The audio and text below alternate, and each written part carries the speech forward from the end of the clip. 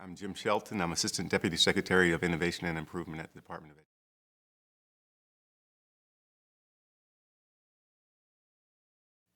People always get in trouble when they over-analogize business to education, but there are certain things that are the same. Dollars move. Is a huge human capital intensive sector that is all about providing a service, which is education. People have been doing that in other sectors for a long time. And they do it with great tools, great resources, great management training, great opportunities for outsiders to come in and help them do things that are really, really difficult. And in education, what you find is we haven't structured the system to provide those kind of resources. And we haven't structured the incentives to make it easy for people to focus on the right things.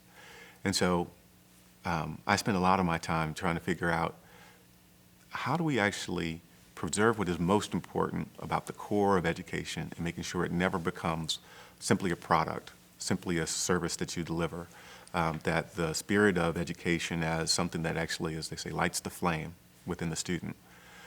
But how do we take advantage of all of the things that we know about how to create high-performing organizations and how to enable people to be much more productive and much more impactful and love what they do even more because they can do things that, with their own basic capabilities, they never would have been able to do.